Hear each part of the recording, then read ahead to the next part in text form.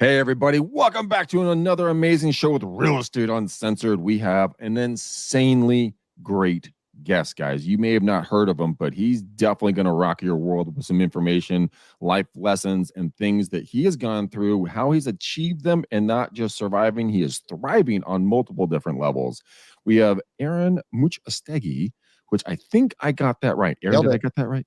Nailed it. Tell Shelby she's fired, okay? I'm doing this now. But we're going to get into Aaron's story. It is incredible, guys. He went from broke to blessed. He was holding up to 800 rental properties. He's holding steady at 500 and change and growing, diversifying courses, trainings. He's an amazingly interesting man, extremely humble, and you're going to be blessed to learn from him. Now, before we get to Aaron, I've got to talk to the prettiest lady on the show, Miss Alyssa Glutz. How are you? Hello. Thank you for having me here today. Okay. Well, and then there's that. All right. Aaron, take us away. Introduce yourself to the entire listening public. You know, who are you? Where you're from? Give us some insight on you, brother, because I was fascinated on our pre-show. Cool. Well, I'll start small and then we can figure out where we want to take it. But I'm Aaron Muchastegi. Like you said, you nailed my name. You know, we met because I also host the Real Estate Rockstars podcast for real estate agents. I grew up in a small town in Oregon. When I was there, I had no idea what the world was going to offer. I think I probably, got to fly somewhere for my first time when I was like 11 or 12 years old. And I think by the time my son was 2, he had probably flown 50 times. So life has changed when you grow up in a small town. When I got out of college, I discovered central coast of California. I thought I was going to California for a little bit. I was going to come back and finish working for my dad. And I never came home. I didn't come home the next summer. I learned I was in the land of milk and honey. And really, I've had a lot of luck in my life. I've had a lot of being in the right place at the right time and then seeing a moment and then seizing it.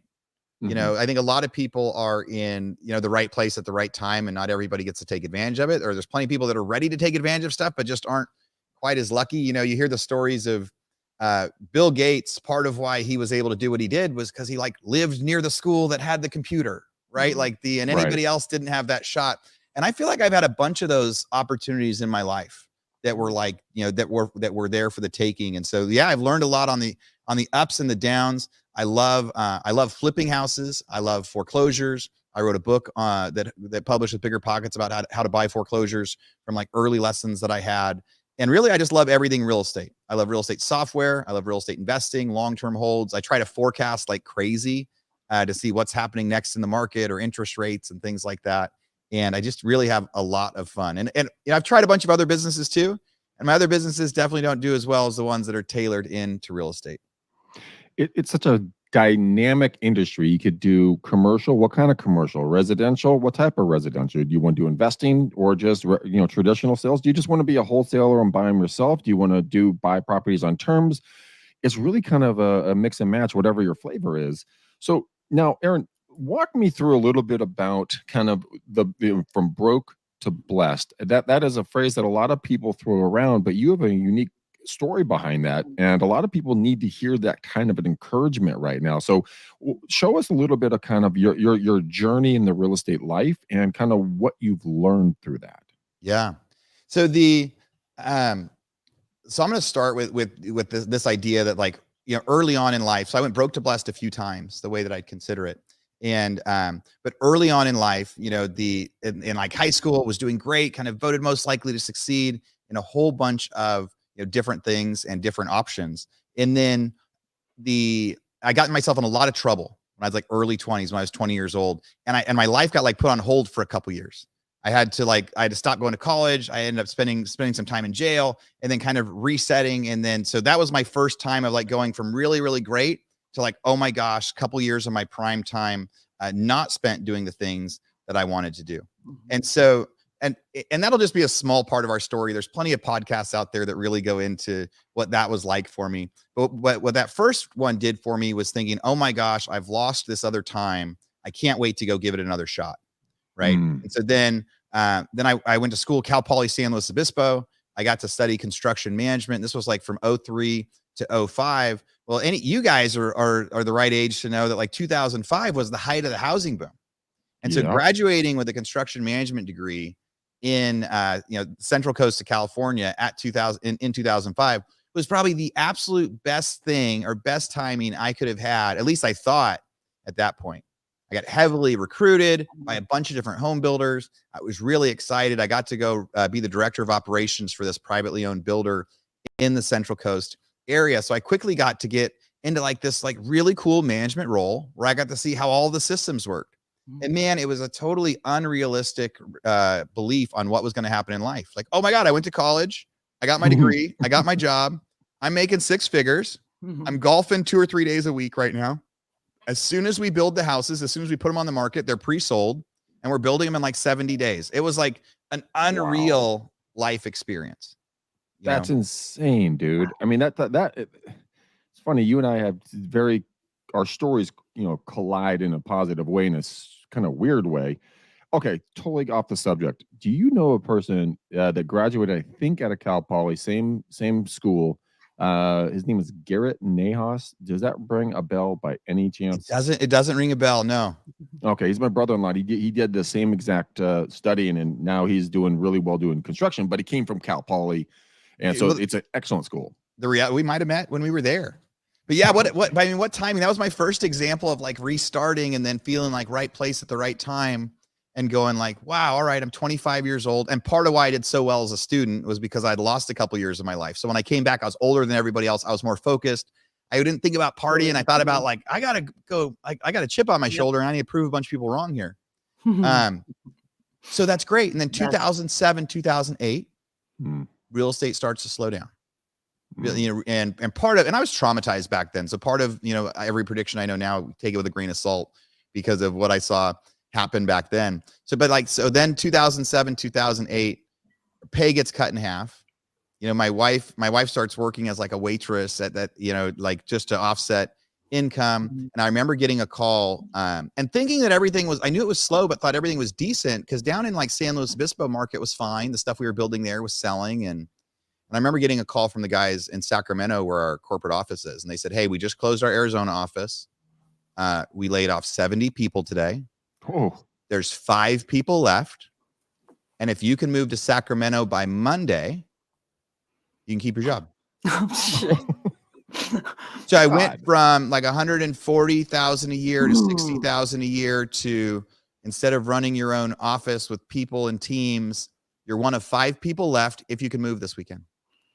Unbelievable. So what did you do?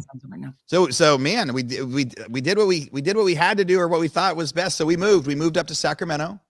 Okay. And we were like, wow, when the going get tough, the tough get going. I mean, people say that a lot, but there's the reality of there's no better inspiration or no better motivation than having your back against the wall and going, I don't know how I'm going to pay my bills. No better motivation. So first we go up there. And man, what a change, because now the people we were working with were doing all these builder workouts, essentially trying to, we didn't really call it short selling, but essentially trying to short sell huge developments for builders. But instead of having crews, there was 5 of us. So there was days that I was driving 2 hours with my construction bags on, doing like the final detail work or sign offs so we could sell houses to people. And it was really interesting at that time, like the builder workout scene or short sales or anything like that. What was happening was houses in that area of California had been selling for $750,000. So many foreclosures happened. Now they were worth $250,000. Now people that weren't around back then or weren't around in those areas don't really have a comprehension for what the foreclosure crisis really was. But you're talking a 65% price drop over a 9-month period. And for a while, just domino effect. One person gets foreclosed on in a neighborhood. And then everybody says, wait, I don't have any equity anymore. I might as well too. It was like, you'd have a neighborhood of like 30 houses. If everybody wanted to pay, everything's fine. As soon as one person lets their house go, it's over for everybody. That's it. And, and we're seeing some unique stuff like that now with pricing, not the same catastrophe type stuff, but like pricing adjustments based on one. And at that time, banks were foreclosing on builders for a while. But then they realized like they would take over these developments. They didn't know what to do. So the ultimate workout that the people that I worked for did with the banks, they said, look, we don't know if you're going to get 200 for the house or 250 for the house or 300 for the house. We do know that your chance of getting the most is letting us stay on and finish this. And if you let us stay on and finish this and you cover our minimum expenses to do it, we'll make sure we maximize value for you. And then they essentially don't bankrupt our owners. Wow. And it worked. So we spent like 12 months just going through inventory, selling stuff, doing the best we can, knowing that all we were doing was avoiding bankruptcy. There wasn't really like an upside or a profit side or anything like that. So that takes us like 2009. So that was this really interesting part of like, man, what are we going to do next? But it's just about keeping your head down and pushing at the time.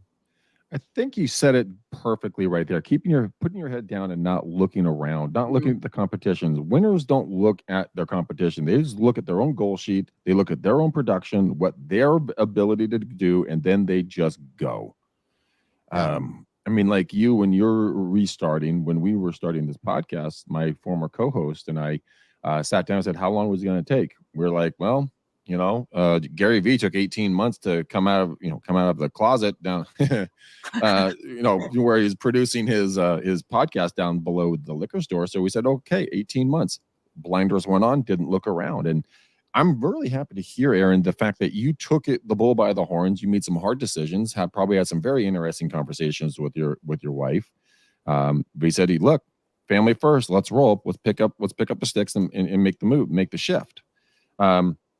With the lessons that you've learned, with that one experience, I know you have a ton more.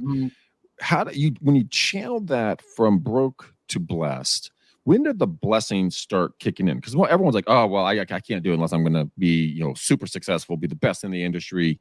Did you have that mindset? Or you're like, fuck it, man. Let's just see if we can do one right now. Yeah. Let's just get our first one down. We were, you know, so during that time, like, so 2009 hits, and there did get a point where like, so for like 18 months, 2 years, we keep our heads down, we keep doing it. And then when you see the light at the end of the tunnel, you're like, okay, what's next? And, you know, so let's start doing some other things. Like, where do my skills line up? Because essentially home building was dead. It was obsolete. The thing that I'd focused on my whole life was now gone. No industry anymore. And so you're like, so I have skills. I had to identify the skills that I had to identify the knowledge I had and tried to figure out where we could try that. The first thing was we started doing like, you know, bidding on commercial properties and things like that, like hotel construction, because what we learned too was commercial construction, they were paying framers like 10 times what residential framers were used to getting paid. So we started using our trade base to bid against commercial properties. And we were actually winning bids on these giant hotels that we really had no business being a part of. But commercial guys never had to bid as aggressively as residential guys did. You know, I learned that, you know, one of the lessons back then and that I still hold to now is if we're going to get a bid on something, we're going to get 20, 25, 30 bids in a new market until we find our like top 4 or 5 guys, because a phone call can make you $3,000, $10,000, $50,000. I've had $50,000 phone calls. We talk about it when we're wholesaling or buying properties. So we were trying different things. One of the things that we got to try was we were trying to buy REOs and we couldn't get our offers accepted for a lot of different reasons. We kept going faster, quicker. And then we found out later it was just because those REO agents had people that they were dishing their properties to. Didn't matter what we did. So we had to go a little further upstream. So we heard about like foreclosure auctions on the courthouse steps. By that, at that time, nobody was doing it. Nobody knew how to do it. There was a software company that was starting to sell the leads at the time. And we were like, and we had some money. The company I was working with had some money from the hotel deals. Like we had a little bit of profit to try to do this next restart. We had to teach ourselves how to buy houses on the courthouse steps. And our very first auction was like super interesting, but it was like, and I had to spend days reading like auction, you know, loan documents and things in the courthouse to actually see how this worked, what it was going to do. And the long story short is we, you know, again, right place, right time again. When we first showed up at auction, there were 2 guys there bidding and like hundreds of houses selling every day. Two. Oh, we were number 3. We were number 3. That's awesome. And then we discovered the system. And like, so got to buy our first house at foreclosure. And we were like, wow, we're off to the races. Cause at that time people wanted to sell, but the banks weren't accepting their short sales. If we could buy less, we could sell for below market and still make money. Gosh, damn. You know what? Timing is everything, you know, just the timing of everything. That must've been such a thrill to walk up and be like, there's only 2 here. You know what I mean? I would have died. That would have been awesome. Just knowing that you're in on something that you know is going to be. It's funny. Smart.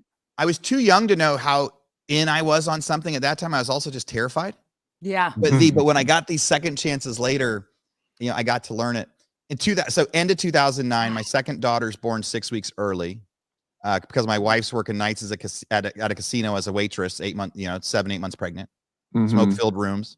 Oh. And so I remember my daughter being born early, and I'm staring at her when she's in like the NICU, and she's going to be there for a few weeks, and she's hooked up to all these bubbler breathing machines. I'm like, I've let my family down.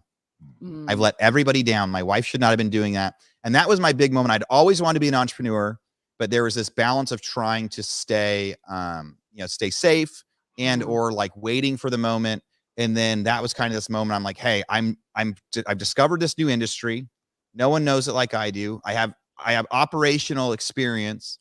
I was able to, long story short, it's like find some investors to believe in me. And then we were the first people, even though I had like my legal issues and all sorts of things like that, people were so desperate to invest in something too, because the stock market wasn't working. Yep. So they took a bigger risk on me than they would have because they wanted something to work. Yeah. And really quickly, we scaled up a really large operation. For the next 3 years, we flipped thousands of houses on the courthouse steps. I ran it just like a home builder. We had, big teams. It was this really, really incredible experience. And for, 2.5, 3 years into it, I thought it could never stop. It was never going to get any better.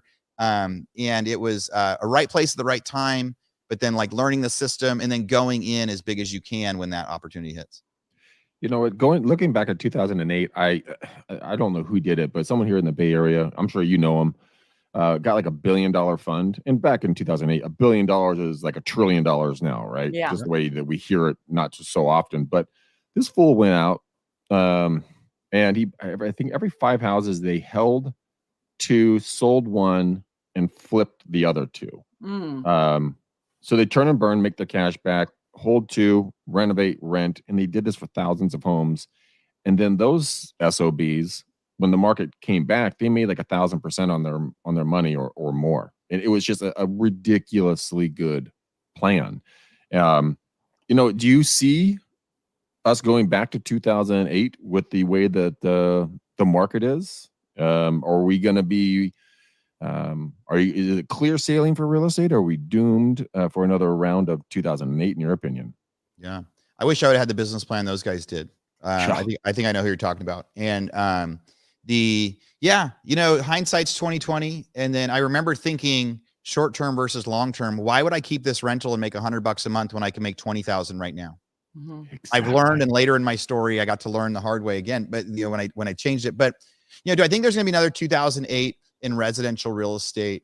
No, I think this is a really unique time. It's more like early 80s where it's just going to be really stagnant for a long time for residential. Now, for apartment complexes, for multifamily, for commercial and office, I think there is a huge reckoning coming over the next 9 months. And we've seen that. We're starting to see it with all the huge multifamily foreclosures that are happening right now. At no fault of the investors. It's just cap rates changed, and people that were running good business plans are losing just tons of equity. So I do think, commercial and multifamily is in trouble. On the residential side, I think what's going to happen is just not a lot of transactions taking place. So the people that are in trouble are mortgage officers and agents and brokers that have to figure out how to increase their volume. So it's like prices are going to be relatively flat. Like, I don't think the Fed's going to lower rates until 2025 at this point.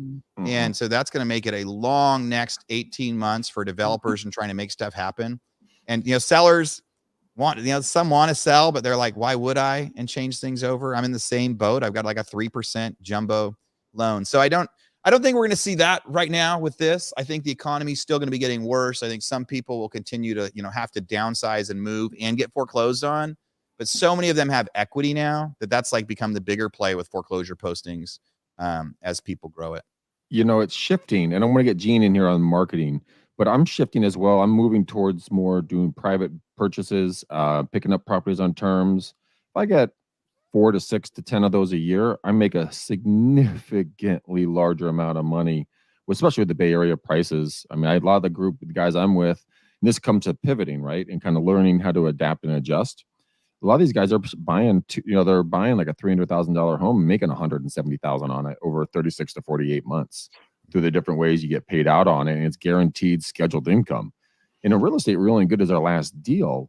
And so, Gene, I want to talk with you about marketing. So you and Aaron, Aaron is a real estate investor, right?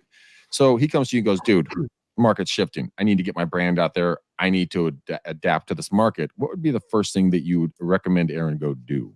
Well, he's an investor. He said it already, right? Those tax lien things are incredible. That, and I actually go back to Greg. We go back. This is so funny that I'm going to say this out loud. No, it is because for the last 10 years, I've made my career steering away from it. And that is the old ground and pound, every door direct mail, sending flyers and letters to people, right? And then having a system in place on the back end to make sure that you capture that information when they come visit you. But I think there's a way to target these folks now. You know, like Philly was a big deal. So Aaron, the stuff that you were talking about brings me back to 2009 through 2012, where I was doing the same type of thing. We didn't do much tax.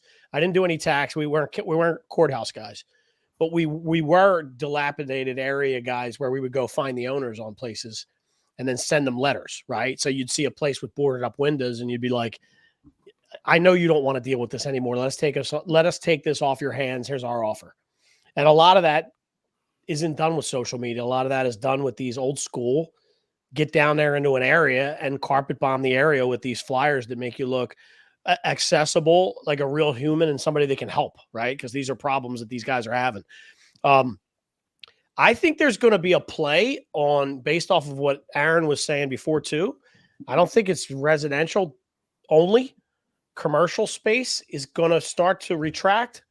It already has, because people are realizing with the work from home strategy that a lot of companies are employing now, it doesn't make sense to have a 10,000 square foot commercial unit in the city anymore because rent is ridiculous. And if it's only 5% filled, what are you wasting your money on? Right. Mm-hmm. That's a big deal. And I also think second and third homes is going to be a thing. I feel like we're going to see the second and third home constriction before residential space, right? I think people are going to go, okay, we lost our job. AI's taken over, right? And I don't have my job anymore. I'm joking, of course, but and I need to free up some cash. I got, $280,000 of equity in my shore home. I'll sell it at a little bit of a discount because I know I'm going to make it and I need the cash. And a guy like Aaron swoops in and goes, there's $1 million waterfront property I can get for $700,000. That's something if I'm cash fluid, I can do it. So like, I don't think and I've been saying this, so I could be way off, and I'd love to hear Aaron's take on it, and Alyssa too, because that's a lot of her space with the DSCR and all that stuff, right? Mm-hmm. So how do you feel about the vacation home market and the commercial space? Am I on track, or am I way off? I think you're right, because I think, Aaron, I'll jump in. Sorry. Go ahead. Like a female. What I'm seeing is, people don't want to let go of that 3% interest rate for nothing. Right. And so it's either that, that they get antsy. And I see a lot of my friends that are antsy that aren't going to move because they have this 3%. So they want to buy a vacation home. So they're looking, not in Arizona for rental properties, but a lot of Ohio and other, I think they're looking for vacation / Airbnb kind of tap dancing into it. But the bigger thing is, I think where there's a huge opportunity is, I don't think it's so much of a housing crisis this time, like 05. I think it's more of a budget all the way around crisis. Like if you go down itemized, in your budget, you'll see like every single thing has increased in cost wise, right? So it all adds up to eating more of our money, And so I feel like the problem is we've got like 50% of the US has like of homeowners have like 50% equity. They can't tap it. A lot of them can't, because what happens is they start using their credit cards. And if their credit cards go up, even if they're paying everything on time, their mortgage scores are dropping rapidly, sometimes below 680, even though they've never been late, because of the balance and limit that's reporting on those credit cards, it's dropping their score. Then they come to me to go get home equity loan or, something, so that they don't lose that first mortgage. They can tap the equity, and home equity places want a 720. Some of them will go down to like 680, but to get up to like 80%. So I'm having to find this other way around for them to get money to bring their credit card balances down, and then be able to turn around and get the cash back out of their home equity and pay back the loan, but I'm thinking that source, like if not enough people are going to be thinking about the fact that in a year from now, they're going to have a third baby and they need a bigger house, and they're not going to be able to, if they don't want to sell their house, then they can't do a home equity line at the same time that they're buying a new primary. They need, you know what I'm saying? They have to have some time in between.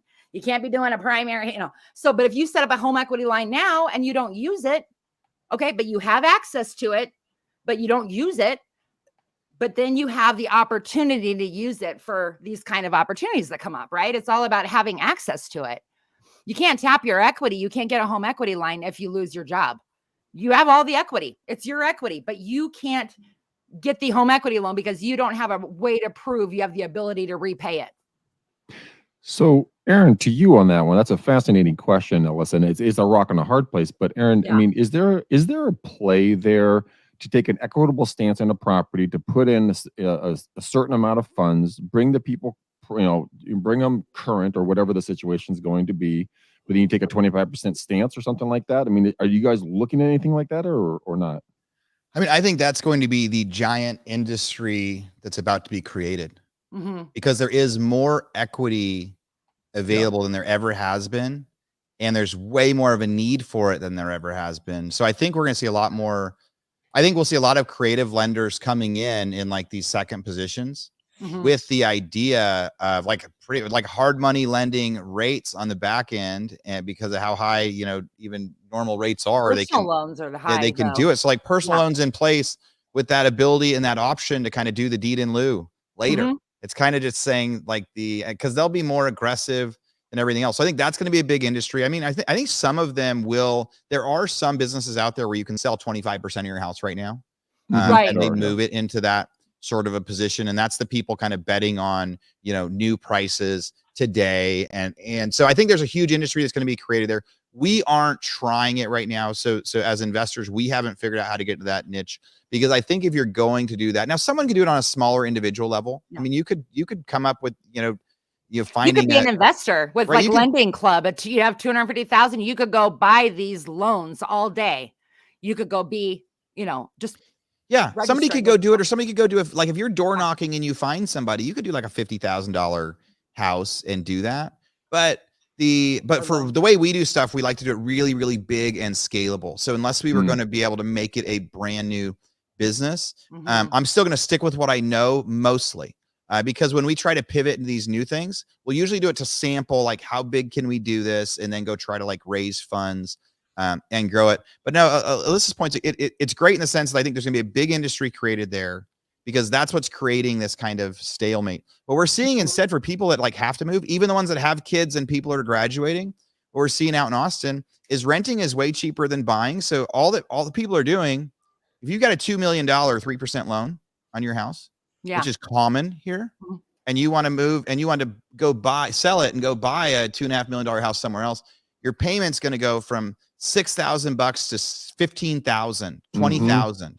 And so instead, they're just renting out their primaries and they're going and renting a new one. Right. And then the same thing's happening for the other person that's moving out of their house there. So we're seeing a lot of people moving because of divorce, graduations, more kids, things like that. But we're seeing them rent their primary and renting their next one. So we're seeing, I think for some of the first time, people super high credit scores renting the home they're living in, while they're trying to trade out. Aaron, can I ask a question about Texas? In Arizona, they just this last week, the Phoenix Council approved a bill to allow single family homes now to be zoned to allow one ADU for every single family home out here, which is huge. When they're kind of making it clear that it's not really for short-term rental purposes. It's supposed to be for the fact that, like, us, all of our age group, we have kids that are, getting ready to go to college, and we have parents that are getting ready to go into assisted living, and on both of those cases, they need housing for school and for, senior living. So when you look at that and you look at the possibility of adding a mother-in-law suite and being able to have your son, go to college, but not live in the house, live out there. Same thing with parents. I see that being a big thing. California, I know, Greg, is just recently like passed that over the last year. That's kind of a hot button there. But Arizona, it's been this week. Is Texas, what's the situation with zoning there? Yeah. So I mean, California years ago, they made it to where now it fast tracks those ADUs. So one of the things they recently did in Austin in particular was they cut the minimum lot size in half. So now you can just split your 5,000 square foot lot into a 2,500 square foot lot if you want. Now, and kind of ahead of the time before any of this ADU stuff, it was very common for people to condo split a lot here. So there's in the downtown areas, there's tons of houses and tons of neighborhoods that are a house in the front and a house in the backyard, but they're legally on two different lots. So people could essentially build an ADU in their backyard and sell it. And so sell it to somebody. And so that was more common than keeping them as rentals. Okay. So people have them, but like most of the time, or sometimes they keep them as rentals, but they usually just do a condo lot split instead. But it's kind of the same process. They just started doing that, 5-10 years ago. That's interesting though. So they stay on one side and then they can sell the other. That's what I was thinking too, is just being able to like house hacking, being able to, not in Arizona, but like in other states, being able to use that as a rental that you're living free in the main house, or you go move to that outside, Yeah. We got to get smart. That's what I'm really enjoying about this conversation is that is some out of the box thinking. And it takes you're going to have to check your ego a little bit, or some folks will say, look, I live in this 6,000 square foot, beautiful property, got a great loan on it, but damn, I could make money. So move into a smaller house or a more affordable home, whatever the case is, and then still retain your 3% interest rate while your cost of living has come down, but your asset isn't going anywhere, right? Yeah. Mm-hmm. And I'll never sell the house I'm in. I won't live here forever. Like I won't either. Yeah, I won't sell it. We're ready to move, right? But I got a $2.9 million jumbo on this thing at like hardly any rate. And it's unfathomable to do anything else with it. Like I can rent it at a cash flow. I can rent it at a profit. Or if I sell, like there isn't enough equity to actually make it worth it. So so I'll never sell this one. It'll just Did you get a HELOC set up? Not to ask you personal questions, but No, I don't have a HELOC on it. But I think there'll be, so I think there's gonna be lots of opportunities like that. But yes, the houses, that's creating some of that stalemate. One of the things that Gene talked about really quickly, I think is cool. That idea of like targeting vacation rentals and things like that. There's so much software out there and data now that you could specifically target a vacation rental home for somebody. Like, hey, what's an out-of-state owner of a property that's flagged vacant 3 times a year?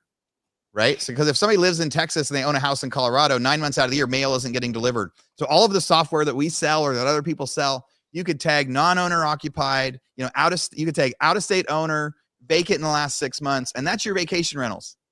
Right. And you could be able to start reaching out to those guys, and see if they might want to sell. Cause usually the vacation homes have higher rates on them. Usually they aren't as connected to those.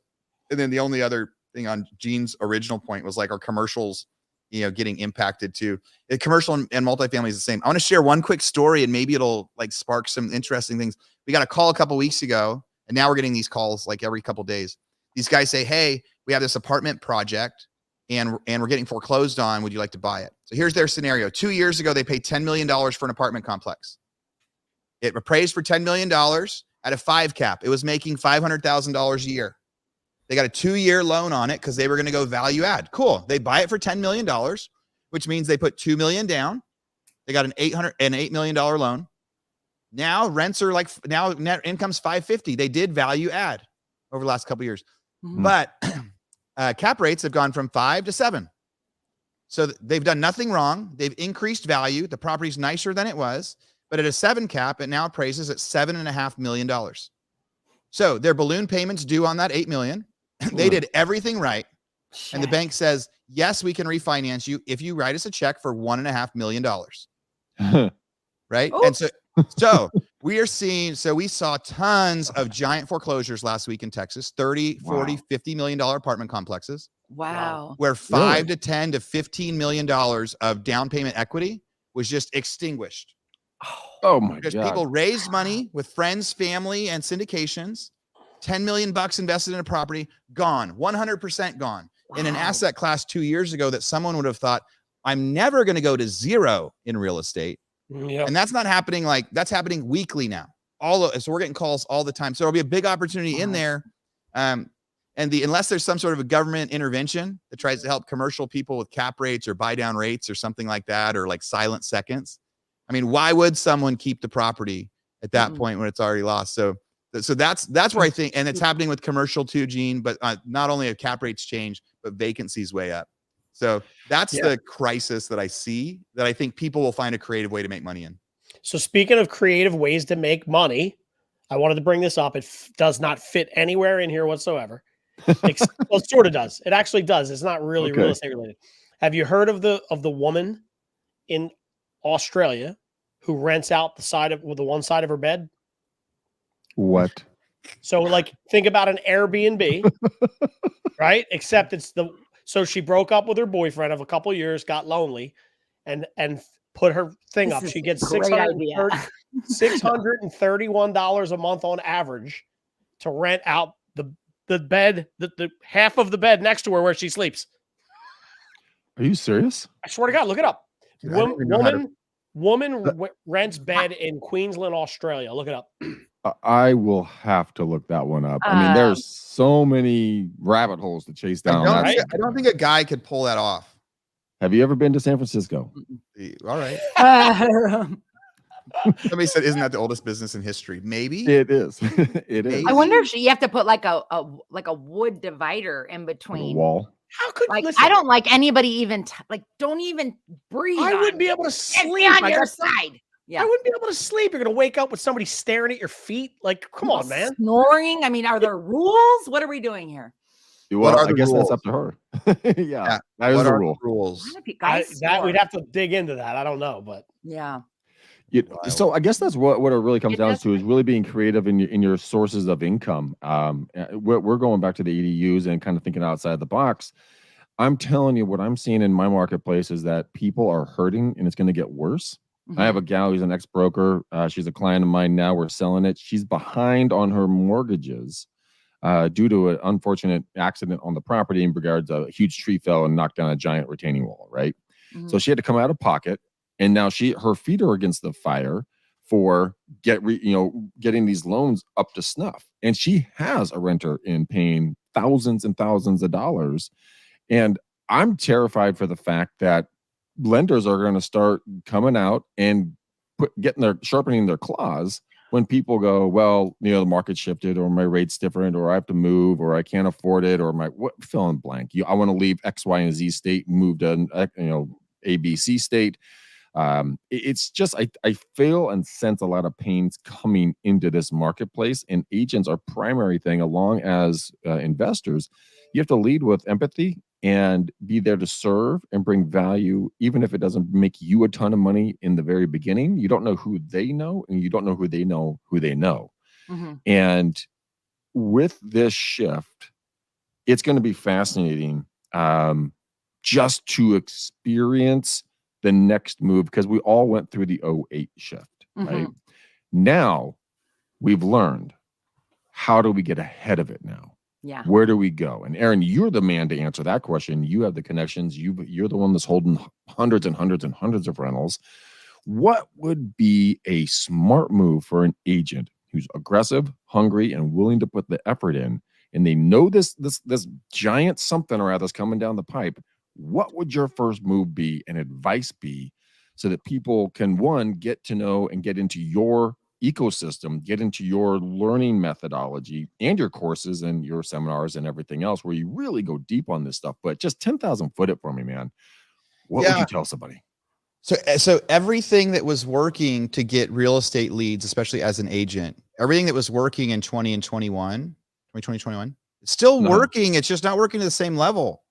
So if you go hold open houses, instead of getting 7 leads, you'll get 1, right? When you go door knock, you might get less. So whatever systems are out there, you have to get into this mindset of, one, a lot of agents are going to be leaving. The best stories of agents that really crushed it in like 2012 and 2013 is from 2010 to 2012. They were working hard, building market share. And they were growing this big list of people that were going to buy someday, people were going to sell someday. And while other people are getting discouraged, they said, we're just going to keep building market share. I don't care if volume is down 60 or 70%, right? They're going to build market share. And then when the market turned and all of a sudden people are ready. So what makes it turn later for us? Is it that rates go down to 5.5%? Is it that people get more money? Whatever it happens, because what I know for sure is in the next 3 to 5 years, it'll turn. Now, some people might go, 3 years? I don't want to wait 3 years. But just imagine the payday in 3 years you're going to have if you keep working today and you're able to survive on 65 to 75% less volume, and you do all the things and you build the market share and do the CRM. I love door knocking leads and getting out there when it comes to mailers. I love mailers. They're just a higher dollar investment. And I really think you got to do all of it. Like when we see a foreclosure lead, we're calling them, texting them, messaging them on Facebook, or you leaving a yellow sticky note the day it gets posted. We're sending them a mailer. We have a website that we build. So that way, when they do the research, they're going to find us and they're going to see, how do I stop foreclosure? All these things, right? So you got to do all the things you were doing before, but just know it's going to feel like it's not getting you the same amount of volume. It doesn't mean it's not good. You want to check market share as you're doing the closings. Like you might have half the closings you had last year. You might still be growing market share. You might still be beating the market. And then just know that every lead now, which also gets discouraging, because in 2020 or 2021, if you got an open house lead, you were going to get paid on that lead in 90 days. And now you're going to get paid on that lead in 3 to 5 years. But that's the power of compounding. I've been preaching this for years, and Aaron, it goes right in line with what you just said. I'm a firm, absolute 1000% firm believer. If you get 50 no's every single day and you just stop giving a shit about people telling you no, and you look forward to them and you encourage them, your business will be so busy in 6 months down the road, because you're going to be one of the only voices still talking out there on a consistent large volume. Like I'm doing my dials, right? And yesterday or the day before, I did like a minimal, like 758 phone calls or something like that. 50% pickup. And I found 2 people that are interested in selling. So I'm already setting up pop buys, and I'm building this. Then another client from 3 years ago, this is what kind of brought it in. 3 years ago, I went and met with her. She called me yesterday and goes, Greg, I bought a house. I'm ready to sell. I want to sell in the next 30 days. Here's the schedule. And it's because of maintaining the relationships. 0 fucks are given. You go out there, you're going to get your butt kicked on you're hearing no, but how powerful is that when no one else is doing it? You're the only shining voice. And Aaron, when you were at the lowest point, either when you were spending some time behind the bars, for whatever that egregious act was, or not egregious. I want to hear. Yeah. I do too, but I'm not going to ask. I'm never going to ask to hear something awesome. Never. But what was it when you saw your daughter born 6 weeks early, and you saw your wife going and working at the casino, and you're like, fuck this. This is not my family's life. And you made that shift. What was that trigger for you, man? Was it something different or what? Yeah, that was the biggest one. And I've had 3 or 4 others since, but that was the biggest one because the helpless baby in front of you that you feel like is sick because you did it. Oh, it's like you felt like I did the injury, right? And then it was just going like, man, I've been so my wife never wanted me to start my own business. So there was times I could have started it before, like doing these developments. And her dad was a cop and her mom was a teacher. She said, no, you don't do any of that. We don't take risks. Like you do stable. Do not quit your job and go do a development with your dad. We do stable. And that moment with Charlotte and with everybody else, I think so much of what happened was her and I both said, we've been doing everything we're supposed to do. We've been making all the right decisions. We've been working hard. We got the degree. She took the second job. We're being stable. We're not wasting credit cards. We're doing everything right. And yet we don't know if our baby's going to die in front of us. We don't know if she'll ever be normal again. And so then you go like, okay, I've had enough of doing it one way. I'm ready to do it another. And you got to get back into action. Yeah. I made millions before 2012, had a big opportunity, got put out of business. And I went from like making tons to like no job again and like applying to be the Uber driver and the building inspector. There's another one of those moments where you have to sit and stew in your lesson for a little bit. But then eventually there's just this moment where you get tired of being tired and you go, okay, like you have a responsibility in life. If you've learned a lesson because of a failure, as soon as you learn that lesson, you have a responsibility at that point to stop, to stand up and go, okay, I don't get to stew anymore. This happened to me, or this happened for me for this reason. I was supposed to know this about money or value or whatever. So now I learned it and now I got to move on. And so I've had a few moments like that where if anybody's facing a tough trial, whether it's the baby, whether it's going from rich to broke again, after you've already come from the bottom twice and you thought I'd never do it again. It's you learn the moment and decide like, okay, it's time for action. Yeah. The decision for action is the number one most important and powerful thing I've ever done in my life. You know, and I'm real honest about stuff on this show, guys. I mean, I quit cocaine in one night. I quit drinking hard alcohol one day. I stopped smoking cigarettes. I smoked cigarettes for 20 years. I was up to almost 2 packs a day for a while. I just, bam, I made a decision and it was over. And I moved forward, never looked back, never. I walk down the liquor aisle now just to tell the liquor bottles to go screw off. And then I'm like, ha, you have no power over me. And I go get eggs or milk or whatever, right? But it's that decision and moving forward and taking action. Why do most people, I want everybody to weigh in on this. Why is there so much inaction in the majority of society's mindset? It's because they have an entitled mindset. Maybe is it because they haven't been taught this, because they're not fitting in the lines of society? Go to work from 9 to 5, get a corporation, get the gold watch, get the retirement, die the day you retire because you're bored, or you get murdered by your spouse because you're home all the time. You know, where can people really get a kick in the taint to get out there and start changing your life? You did it, Aaron. You took over fear and you decimated it. Now, you're probably still scared every once in a while, like we all are. But it didn't freeze you, stop you, or hinder you. You said, okay, I don't like this. I am going to live a different version of this. Break it down for why do people not do that? They hear your story. They hear a lot of people's stories. Why don't they chase their own? Ready? I want to say something. This is interesting. Actually, sometimes things happen for a reason, right? So I'm going back and forth with a good friend of mine who's watching the show.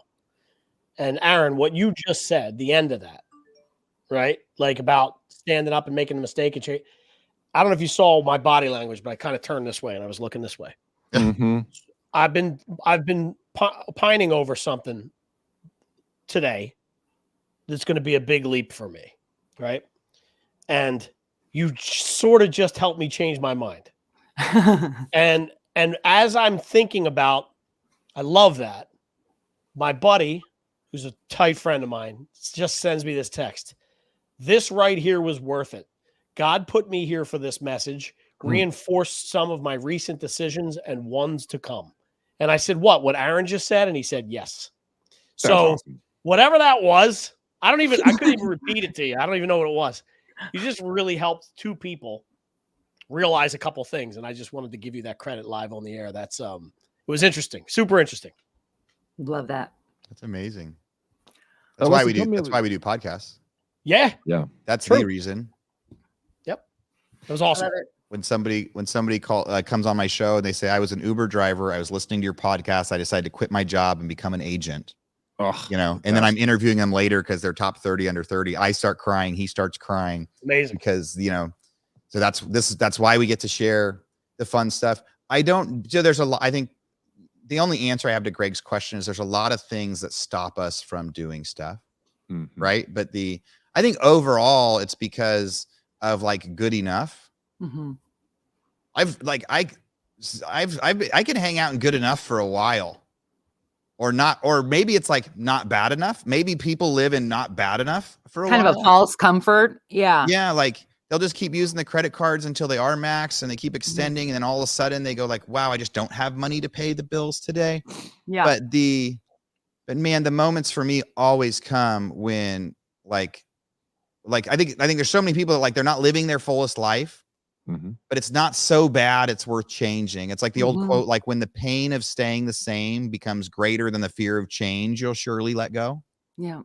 You know, like when you're just tired of having it be that way. So pain and sadness and like my dad dying too early, all these things that did it for me, they've always just been horrible experiences back against the wall. And it goes like, okay, I'm going to fly to Texas. I'm going to start driving houses again and like try to do it the old fashioned way. It's always been because I needed to, and it was in pain. So I think maybe that's why people don't get motivated to do it, because life is pretty decent for most people, even if it's pretty bad.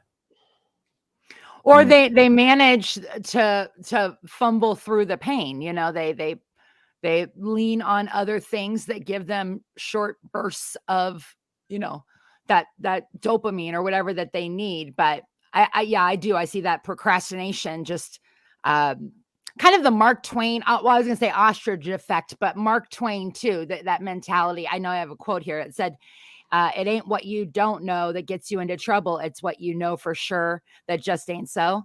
It's probably one of my favorite ones, just because, you know, it's when you're kind of going along in life thinking that things are better, or you've lied to yourself, you know, that things are better than they are. But why do we do that? Is because it's comfortable and safe. Yeah. But what if you stretched yourself a little bit, get out of your comfort zone, get into your stretch zone, which you're going to have to go into a stress zone first, then go into stretch. I firmly believe in living in stretch, not comfortable, not going completely bald or white haired or anything else because you don't know what you're doing and you're freaking out. But that consistent growth pattern. So, I mean, I'm stepping into buying properties on terms. I mean, I can talk about residential real estate all day long. I don't know how to talk about it on an investment side like Aaron does. I can't talk about loans or marketing like Alyssa and Jean. So I'm stretching myself on the term side because there's different vernacular and different techniques and so on and so forth. Basically, it's the same, but why didn't I do it 3 years ago? I was afraid. I am just like everybody else out there. You know what? We have fears, and sometimes you let the fears control your mindset, which controls your actions, which controls your outcome. Imagine if you made a 1% shift, boys and girls. I mean, if you take off in LA in a plane and you're flying to New York City, you go off by 1%, you land in Boston. It's a big difference on where you're landing. Okay. But what if you shifted and you really wanted to land in Boston? It's a different blessing you don't know is coming to you at a certain time in your life. And I would encourage everybody to please, I mean, you guys, if you haven't met Aaron, you've got to get involved with him. You've got to get out. You've got to be around him. My buddy Nate Clark in Austin says nothing but the highest things about Aaron. By the way, I sent him a photo of us doing the show, and he's like, dude, he's badass. Double hello to Nate. Hopefully he's listening. I'll make him listen to the show. I want to be respectful of everybody's time here. So, Aaron, I would love to see you kind of give us some bullet points of takeaways from you for the listeners. And then also, I know you got an incredible set of different masterminds, live in-person training sessions. Walk us through that. Where can people become part of your ecosystem, your belief system, and thrive in life and learn from you? Yeah. So I didn't get to share the other stories of Broke to Blessed a couple more times. And we won't today, but I got plenty of other podcasts out there and things where I talk about it. But kind of the biggest lesson with all of the stuff, like the first one we just said, like if you're stewing and you're struggling and you're in pain right now, it's over some sort of a lesson that you're supposed to learn. So try to learn that lesson, and then you're going to step out of the pain eventually. So you might as well learn the lesson now to try to step out of the pain now and go fast forward to what you were supposed to do. The only reason God puts pain in our world is so we learn from it and try to figure out what we're supposed to do next. So that's the one. The other thing is real estate and life. Although it's short and you live every day for the moment, because you never know if you're going to be here tomorrow. The real estate business is a long game. So when I flipped 1,000 houses and then went broke, I thought, man, if I'd have kept 100 houses, I'd have been set for life. So then when I restarted, I did I'm going to buy more rentals and only flip a couple. And I forewent income now for stability later. And those singles turned into huge home runs by being in Texas so early. So just know real estate's the long game. So right now, while everything's hard, don't give up a lead. Don't give a thing. You take a listing, even if it's never going to sell, because then in 4 or 5 years, and do your best possible, because then in 4 or 5 years, when it can sell for the right price, they're going to want you to do it. I would have never given that advice before. I said, no, if your seller's unreasonable, don't help them. Like, don't waste your time. No, do it. Like, do all the things, because it's a long game. Short, like long-term investments instead of short-term gains. Everything that you're doing right now will pay off, especially right now. We're in like this bottom third of the correction. You know, if you guys like podcasts, you can listen to my Real Estate Rockstars podcast. You can find it anywhere. You know, I do a monthly webinar on like how to buy foreclosures and distressed leads. The way to find that is if you just go to roddylinks.com. So RODDY links.com. That accesses a bunch of my stuff. I'm all over Instagram. So it's at Aaron Muchstegi on Instagram. I talk to people on there. I put lots of videos, lots of predictions, all the big things that I ever did, I put on there. And if people that bet alongside me did really, really well the last 4 or 5 years. So Instagram is my favorite place to hang out.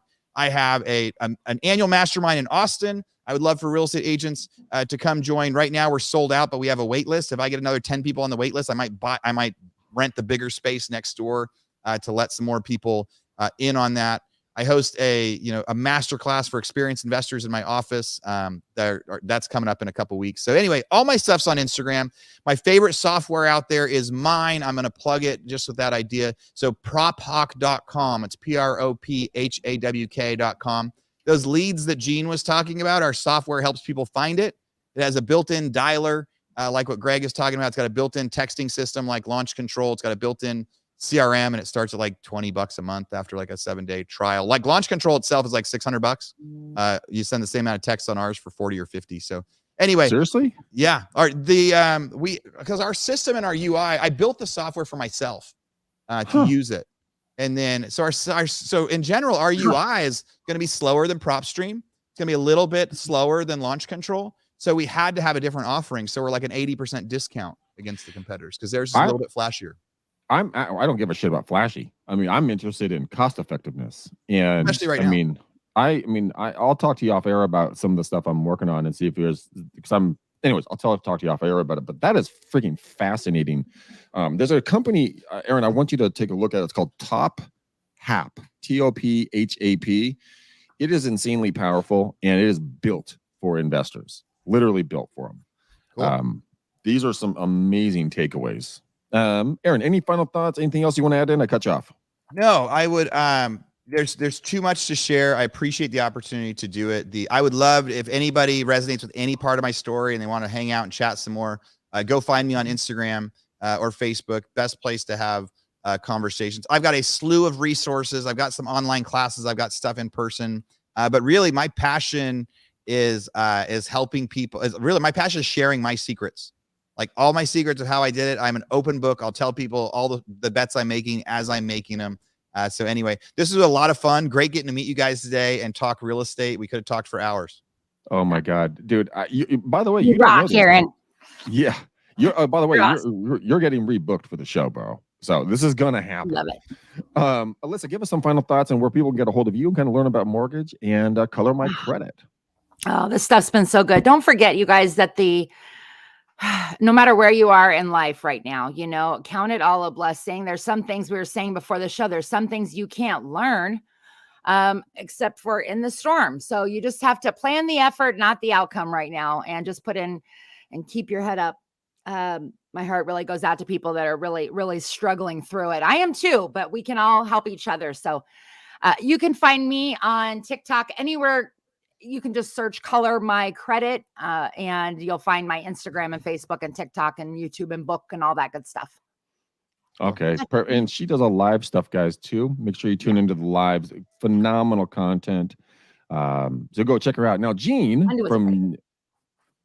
are you going to even plug your I wasn't going to say, but company? Monday, Wednesday, Friday, I just moved it from 11 to 4. So I was... Anyway, but 4 o'clock to 5 o'clock Arizona time on TikTok, I come in live Monday, Wednesday, Friday, and just answer questions about credit, home buying, and all that. Perfect. Gene, GVI Media, how do people get a hold of you? Instagram, my cell phone. Some people text me. You know what I mean? Some When people you pay sleep your on the bills. other side of his bed. Some nights. Depends. Only when the wife goes away on vacation. I rent it out for Half my small bed's fee. for sale. A little extra income. So Gene sent this to me, so I have to do this, guys. I mean, this is just too damn funny. This is what Gene just sent me a second ago, and yes, it is. Apparently, it's a real thing. So here, let me get this up. Whoops, get up here. Share. Check this out. No, there it is. Just Scroll. can you guys see it? Yeah, there you go. I make I think- more than $600 a month and renting out my other side of my bed to lonely strangers. Phenomenally creepy. Do But what hey, you gotta do.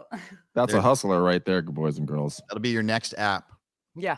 The next Airbnb is going to be bed share. I got a massage chair here. I'm honestly looking at it going, $100 an hour. I don't know. I'm just gonna put a line outside, step right up, sit in my chair. All It's right. the best. Well, guys, a lot of positive comments here. A lot of stuff of the comments that I couldn't get to because of how the conversation was going, but a lot of people are loving it. So, guys, go get a hold of Aaron. Get on Instagram. Get into his world. Follow Alyssa on TikTok, on Instagram. Watching everything about mortgage, and then GVI Media for marketing. And then, guys, if you want to talk to me about coming on the show, or you have a good guest, please let me know. We are always looking for great guests.